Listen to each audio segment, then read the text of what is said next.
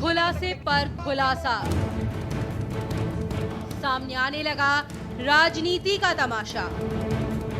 UPA सरकार पर भ्रष्टाचार के आरोप, केजरीवाल के इन खुलासों का क्या चुनाव के नतीजों पर पड़ेगा असर? नमस्कार, मैं हूं क्रांति संभव। मौसम खुलासों का है, आरोपों का है और भ्रष्टाचार सबसे ज्यादा इस्तेमाल किए जाने वाला शब्द आजकल बना हुआ है। भ्रष्टाचार जड़ से उखाड़ने के दावे भाषणों में से निकलकर आम लोगों के सवालों में आ गए हैं।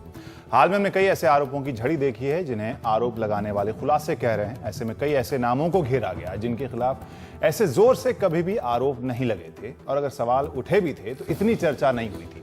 आरोप आंदोलन के बीचों बीच रहे अरविंद केजरीवाल और उनके सहयोगी, लेकिन और भी कई ऐसे प्रेस कॉन्फ्रेंस देखे गए जैसे बीजेपी के और सुब्रमण्यम स्वामी द्वारा भी, जिनमें और भी कई नाम निशाने पर आए। इनमें से कुछ पर कार्रवाई हुई, कुछ पर इंतजार है। गडकरी की जांच शुरू हो गई, रॉबर्ट वाड्रा को क्लीन चिट मिल गया।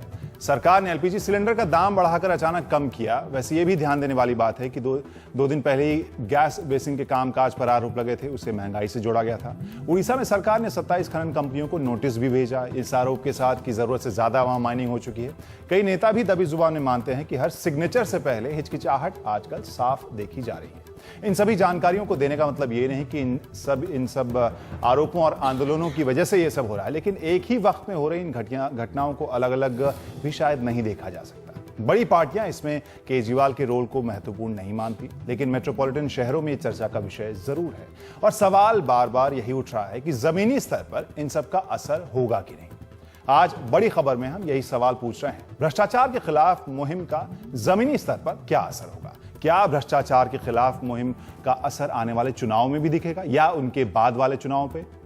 जनता इन आरोपों को याद भी रखेगी कि नहीं? और इस मुद्दे पर चर्चा के लिए हमारे साथ खास पैनल मौजूद है। स्टूडियो में हमारे साथ मौजूद हैं अखिलेश प्रताप सिंह, नेता कांग्रेस।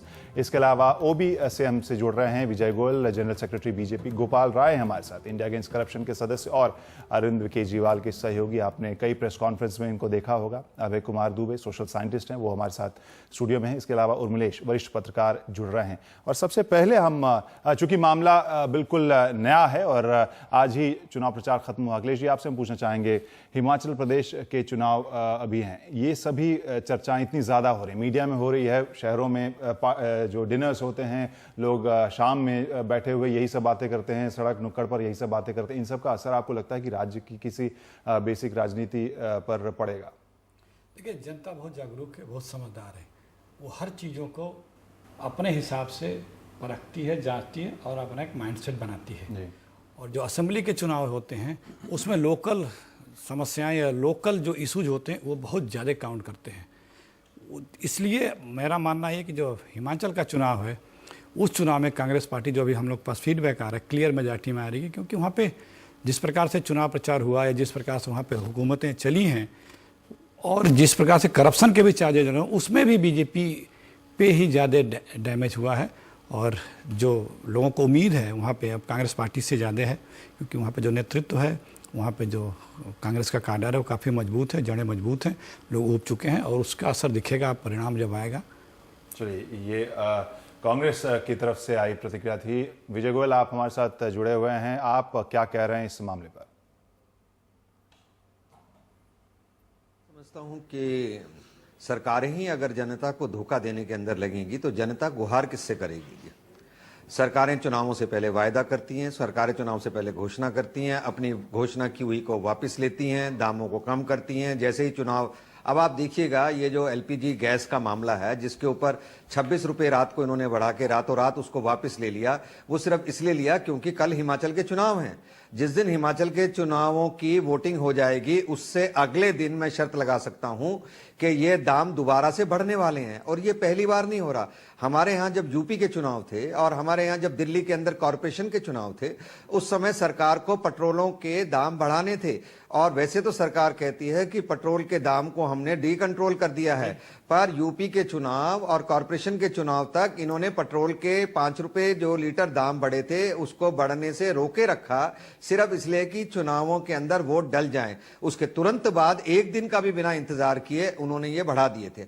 और ऐसा एक उदाहरण नहीं है, ऐसे मेरे पास कई उदाहरण है। असम के अंदर तरुण गोगोई की सरकार ने 10 रुपए किलो के चावल को 6 रुपए किलो चावल चुनाव से पहले 2 महीने पहले देना शुरू किया।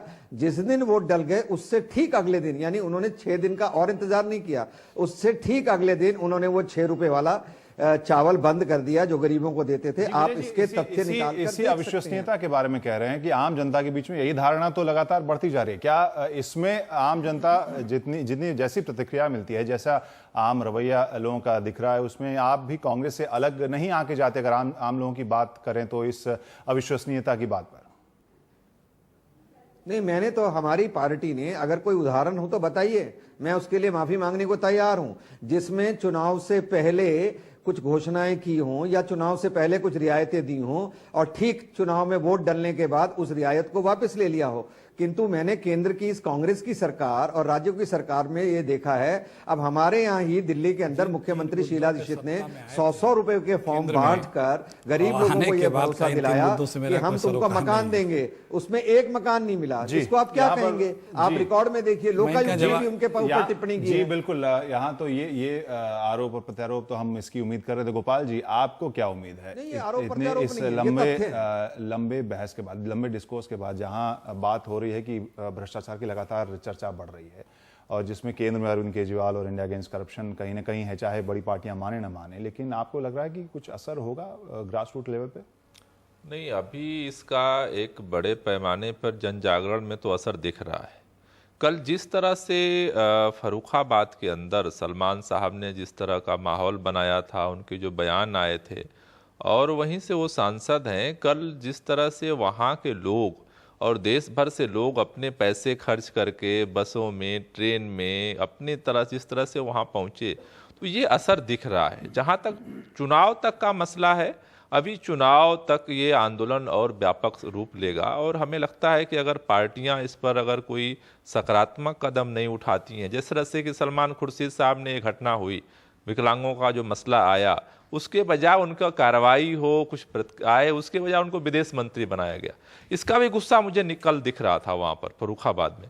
मतलब जो विकलांग घोटाला हुआ तो एक बात है, लेकिन एक कांग्रेस पार्टी के प्रति जनरल कई वहाँ ऐसे लड़के आए मिले हमने से जो पहले कांग्रेस के साथ थे, लेकिन उनका कहना है कि चलो कुछ नहीं कर रही है पार्टी, तो क्या उनको विदेश मंत्री अब बना दें? जी, इसके बारे में आप क्या कहेंगे? चलिए ठीक है, आरोप लगे हैं, उसके ऊपर प्रतिक्रिया नहीं देनी थी कांग्रेस को या यूपीए को, लेकिन आपने पदोन्नति वहां पर प्रमोशन दे दी। ये बताइए, यहाँ बैठ करके बिना किसी ऑथेंटिक चीज के आप चार्जशीट कर दें, कोई व्यक्ति यहाँ बैठ के चार्जशीट कर दे और कहे कि मैं कह रहा हूं इसलिए हैंग कर दिया जाना चाहिए, और उस व्यक्ति का, जिसको ये भी मानते हो, हर कोई मानता होगा कि उसमें अगर कहीं मान ले 1 मिनट के लिए कोई गड़बड़ी है तो उसमें उनका कोई लेना देना नहीं होगा, 2, 4, 10 लाख 5 लाख के लिए जो भी बात हो। और आप ये चाहें कि मैंने कहा, मैंने आरोप लगाया, आपने प्रमोट कर दिया, मेरी बात नहीं, मैं एक मिनट, मैं सुपर हूं, मैं नैतिक आधार पर क्यों अभी कहते हैं कि आपको देखिए उसका क्राइटेरिया है, कोई नहीं बच पाएगा। फिर चाहे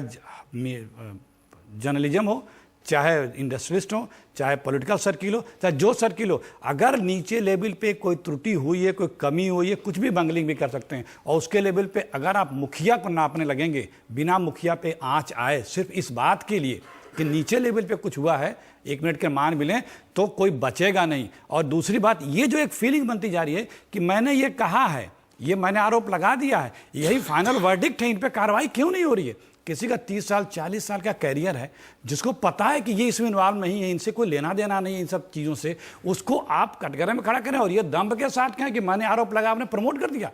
ये प्रधानमंत्री का पूरा विशेषाधिकार है कि किस व्यक्ति से क्या काम लेगा। अबे जी, India's #1 news app just got even better. Download NDTV's new app, fully optimized for Retina display, full screen view, faster response time, and Sudoku. NDTV's new iPad app. Download now.